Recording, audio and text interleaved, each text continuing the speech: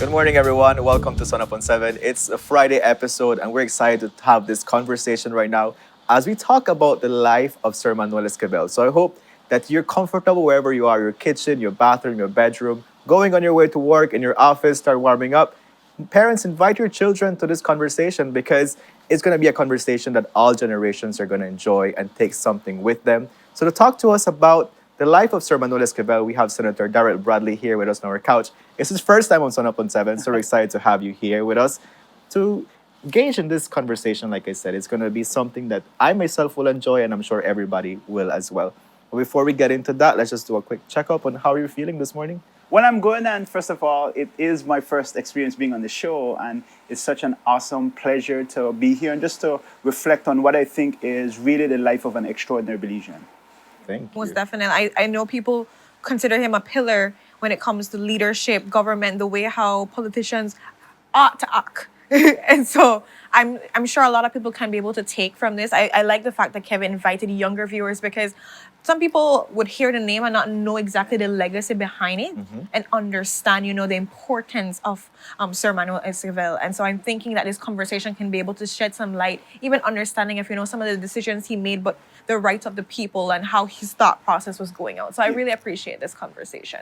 No, it's true. I mean, the depth of the individual, the fact that you have somebody who came from an educational background, somebody who was very technical, and he, I feel, approached that to governance in terms Yeah. of looking at some of the decisions, even some of the controversial decisions that he made.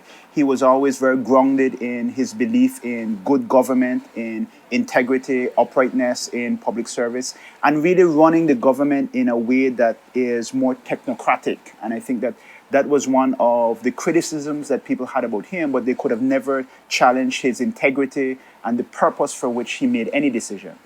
I know in an interview, Honorable Michael Perry was talking about the fact that he was very stern. He was strict. That's like his memories of him. But the leadership that he has, you can look up to him, that he was there in case you have a problem. He would be that person to lean on and give you helpful advice. Could you tell us for you, what has been maybe your experience, with a type of leader, and what has that caused you as well to think about when it comes to your leadership moving forward? Well, I think that somebody like Sir Manuel was the consummate disciplinarian. And I think at the helm of a political party, you want somebody like that. You want somebody who could really be above the fray and to embody the highest aspirations of people who they want. I mean, you look at his family life, you look at everything about the individual represented the highest ideals of Belizean values, what we wanted.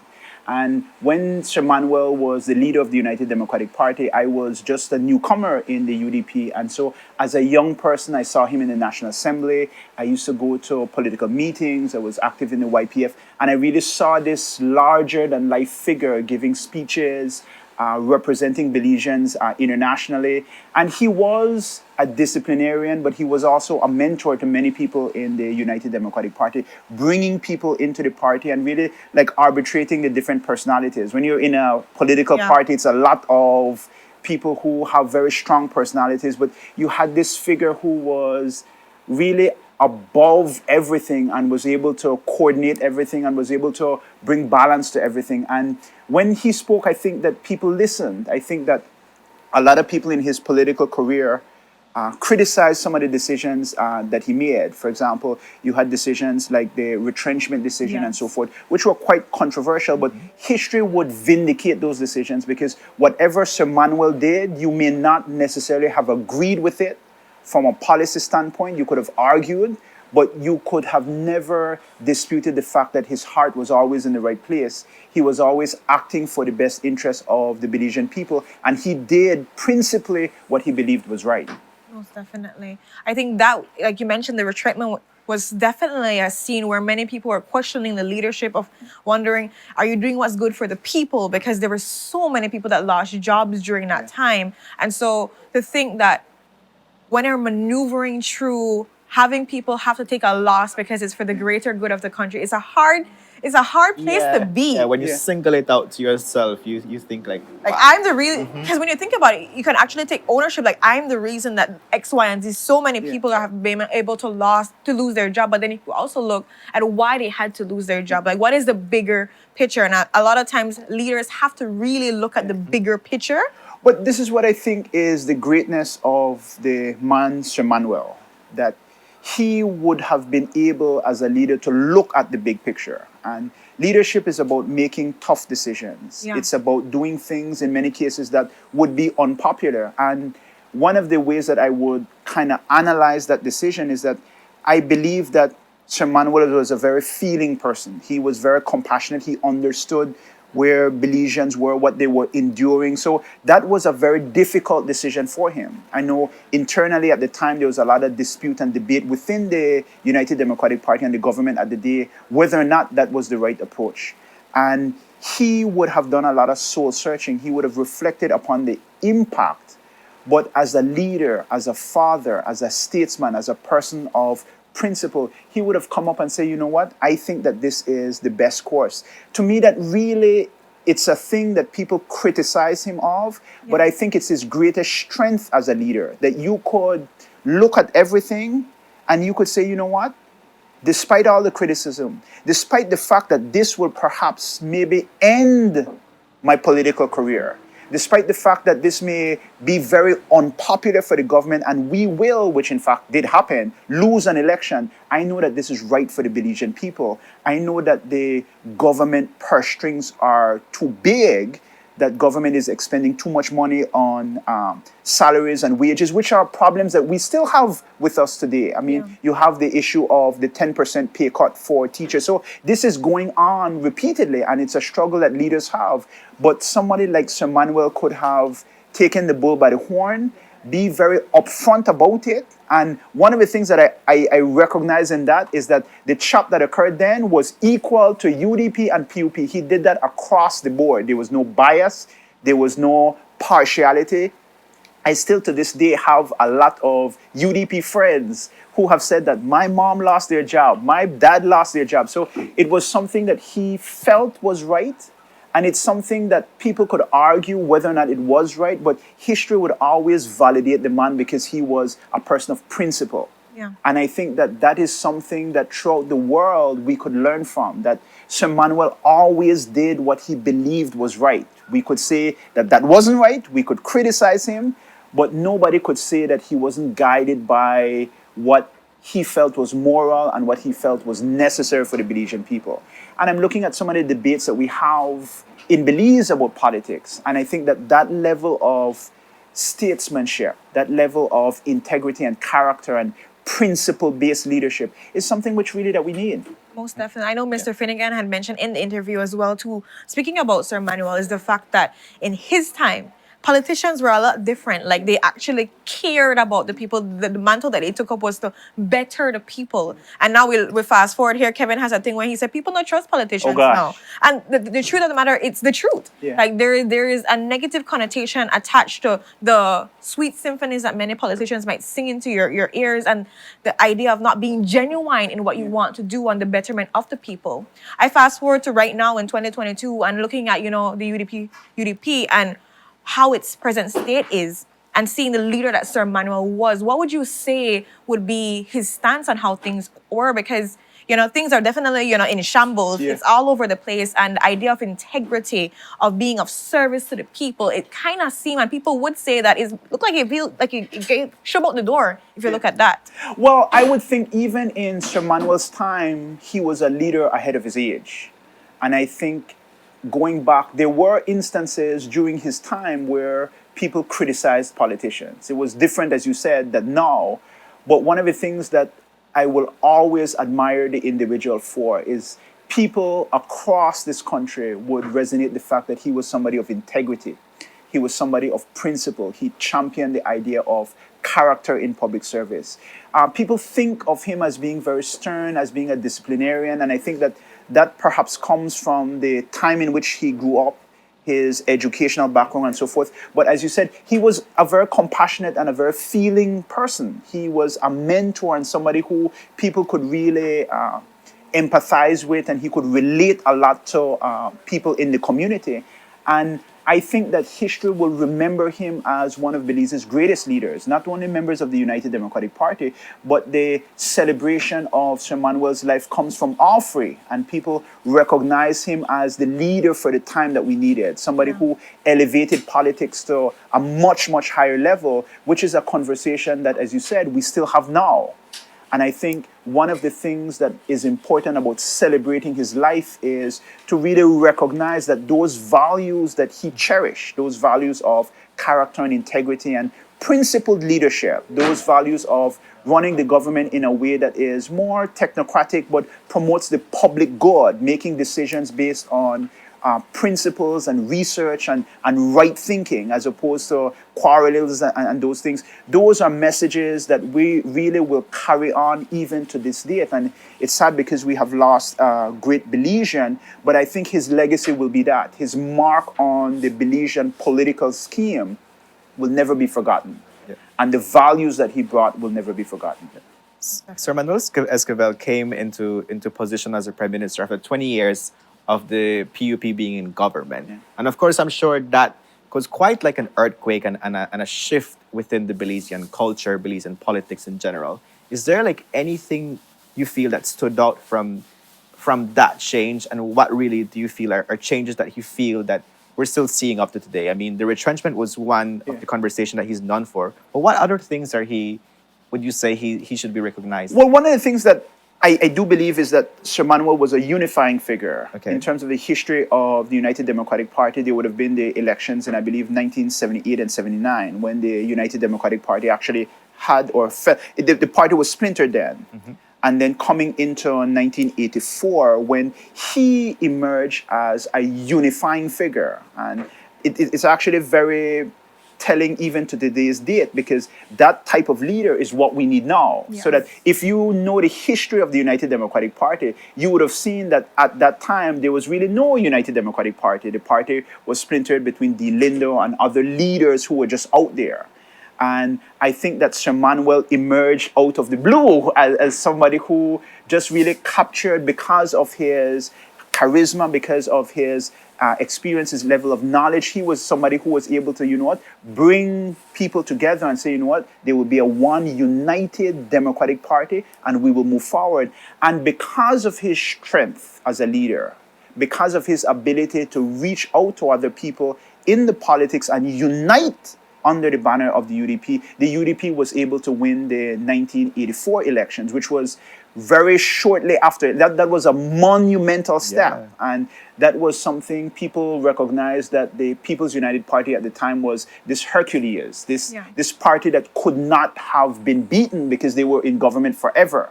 And you had this new leader, fairly young for politics considering, and somebody who was able to unite a political party only 3 or 4 years earlier and defeat a behemoth in only a span of a few years. And out of that emerged, I remember at the time you had the Right Honorable Dean Barrow, who ran for municipal elections, then central government in 1984. So he was able to bring a lot of new faces into the political fray, which these are people who we would recognize today, the Elringtons, the Barrows, and so forth. But that emerged at a time when Sir Manuel was the leader of the United Democratic Party.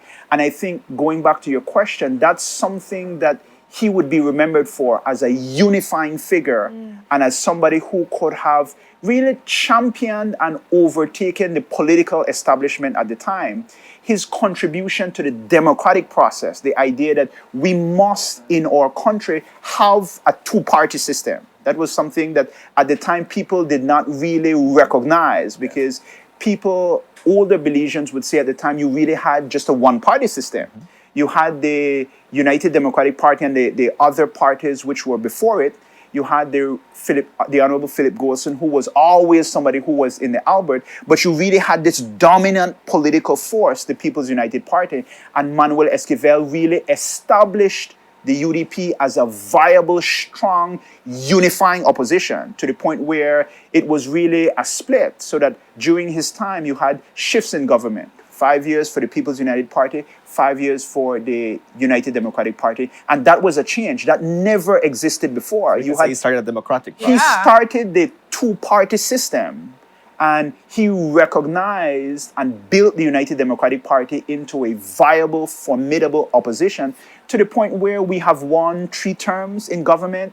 I think if you do the record, the United Democratic Party, and I may be mistaken on this, has been in government more times than the People's United Democratic Party.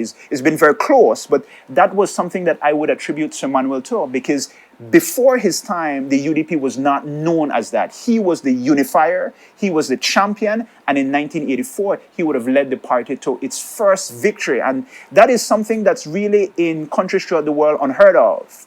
It would have been a major mark in Belize in 1984 that we attained independence. That would have been a period of jubilation. You would have had the Right Honorable George Price that would have led the people of Belize into independence. He's the father of the nation. And a leader in that capacity would be extremely popular. Usually when people or leaders lead their country into independence, they die in office, because that's a period of jubilation. To know that Sir Manuel, very shortly after the election, could have drastically changed the tides Yeah. to the point where you would have unseated major political figures, that is a Herculean task. Definitely. And that was the individual's force. We talk about his his integrity and character, but he was also somebody who was a political animal. He understood politics. He was a person who was a strategist. He knew in terms of the political dynamics. He knew how to bring people together, to unify the splinter parties, to form the United Democratic Party, and really to move things into a victory, to the point where we have a viable two-party democracy, which it could not necessarily have been that case. Wow. I mean, when you think about it, and you speak that way, and you've talked about how he was as a person, but also the fact that he's a political animal, he understood the assignment. It's something that we always say, for young people, knowing what to do, knowing your place, and understanding the assignment. But some people would also say that, looking at you now, you're cut from somewhat of the same Esquivel cloth when it comes to integrity of understanding the assignment. Would you say that now, seeing that, the UDP needs unification, they need someone to come in and strategize, to revamp how things are, to bring back the more Manuel Esquivel, the Sir Manuel Esquivel kind of way moving forward? Would you see yourself as somebody that would want to vie for that position as party leader, to bring that unison together? Well, I wouldn't necessarily want to comment on that, because I want to keep the focus on Sir Manuel. But I will say that we do need that kind of example in leadership. We do need, and one of the things that will always be his enduring legacy to younger people, to people who may aspire for political office, that integrity matters, character matters, vision matters, being a principled leader matters. One of the things, there have been an outpouring of grief, and there have been people who have shared photographs with Manuel. Everyone has a Sir Manuel story, because he was so much to many people. And I think it will go on not only for now in the United Democratic Party, but for many, many years in the future. This person will always be lifted up as an example of what leaders should be, what leaders should, how they should act, how they should comport themselves, and how they would direct the country. And I think people from all over this country, and even internationally, will recognize Sir Manuel as a figure who represented the highest ideals of political life. What we would sit down and we would describe as a really ideal leader, somebody who we would want, not for then, but even for now, somebody who can bring people together, somebody who could make tough decisions, somebody who could be a person of character, that we could look at this individual and say, you know what, Sir Manuel was really an outstanding figure. He was personable. He was a family man. I mean, one of the things that is really warming to me is just the story of just like his family life. I have the experience of knowing a few of his children very closely. I knew Laura when she was in city council. And so the fact that he, even in his family, grew his children to really respect public service and to want to make a contribution to the country as well. All of that is the success of this individual, that he was a rounded person, a person who was a great figure for Belize, but a person who was just an individual who was a success, somebody who could have represented ideals in all aspects of his life. And that type of individual should always be lifted up in whatever time, because any country would need a leader like that. And I have been so warmed by the fact that I went into Caribbean shores, and a lot of people used to tell me of the Manuel Esquivel that they knew. So that when I went into Caribbean shores to run there, the infrastructure that he built, the political groupings and so forth, the committee that was there, all of those people remembered how he was and how he was with individuals and all of that. And he will be remembered as a great, outstanding statesperson. And I think that he has made an indelible contribution to Belize, and it's just a pleasure to really celebrate his life. I think one of the things that you indicated is a lot of younger people may not really have known him. And it's something that is necessary for us to have these kinds of conversations, because we really do want to raise the bar. And in order for us to raise the bar in politics, we have to signal good examples. Yes. And Sir Manuel was the best example, I believe, that we could point out in terms of a figure who balanced everything. You would have other political persons who would have really been dynamic and outstanding, but I think Sir Manuel will be among the great Belizean leaders that you could say, this is somebody who I want to look up to. And in my personal walk, he has been somebody that I've always admired. I've had the opportunity to have met with him personally. I remember when I went into Caribbean shows, I actually talked to him and he gave me some advice and so forth. And that was who he was. He always looked for leadership, not only in himself, but in other people. He tried to bring up other leaders and grow the politics, because he believed really that it wasn't for him. And I think one of the things that I will remember, going back to this issue of the retrenchment, he perhaps knew that that would have been political suicide. Right. But he did it because he believed that it's not about him. Yeah. It is about the people, it is about the country. And if it is that we can't pay this wage bill, we need to make tough decisions. And if it is me, the leader, who has to fall on my sword, so be it.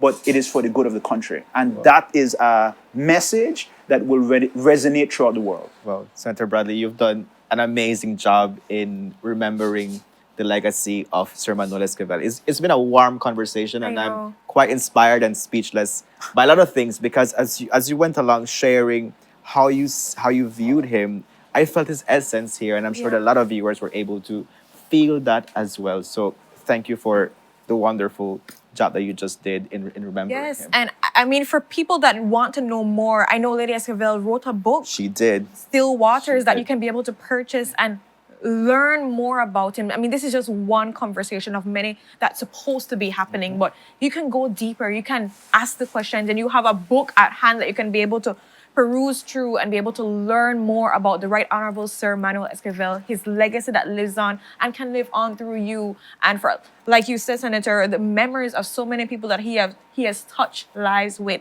I think it's one of the biggest takeaways, I think, for him as a leader is just knowing that you have to do what's right for the people, even if it's not right for your personal political career. And that is something I think that I would really hope that all leaders, whatever color it is, that they can be able to hone in on it and understand it's not about you and your benefit, but about the people, the country. How can we be able to rise up together? And if you have to take the bullet for that, then so be it. Because obviously you can see in leadership, sometimes you have to make the tough decisions, and you're a part of that decision. Right. But it extends beyond leadership, right? It extends to your personal philosophy. Yeah.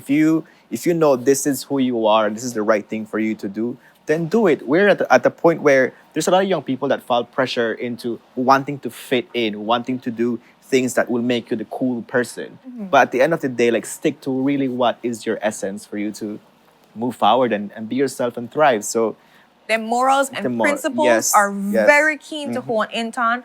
They are your foundation to be able to carry yourself as a person in society with whatever place you're put into. And I can clearly see that that is something that, Sir Manuel Esquivel has hold on to, that they know him for, that he did not shake or waver for whatever circumstance put on him. He was able to stand true to who he is as a person. That will always echo on. So again, thank you so much, Senator, for being here, for giving us the words. You never give me that question when we asked her, but we totally understand. I mean, this is the time to be able to reflect and celebrate the life, the impact, the joy that a great leader has brought to our country. And I'm hoping that many of our young viewers out there, you hear something, it sparks an interest, and you ask your parents about it, you learn about, you purchase that book, because that is how we're able to educate ourselves and change behaviors and just understandings when it comes to life. And so with that, we go to our next commercial break. When we're back, we're going to be talking a little bit about love and in general, the idea of the food for your soul. We're going to be having Chef Ainsley here cook up a storm for you, because Valentine's is coming up and we have to be able to eat for that love come into our belly, Yeah, right? I mean, the best way to like get your heart to your stomach. That's some people would Brandon's. say. That's Brandon's way. The best way to his heart is. But I mean, I think that's the same for most people. For most people, we yeah. have Chef Ainsley here for if you are single and you don't know what to mingle with your when your stomach comes I'm about. thinking with my chicken. Chicken, pasta, whatever it is you have. We're gonna be talking to Chef Ainsley about it, and he's gonna be ready to fill our bellies so we can tell you how to fill yours. So stay tuned for that demonstrating an exciting conversation. We'll be right back.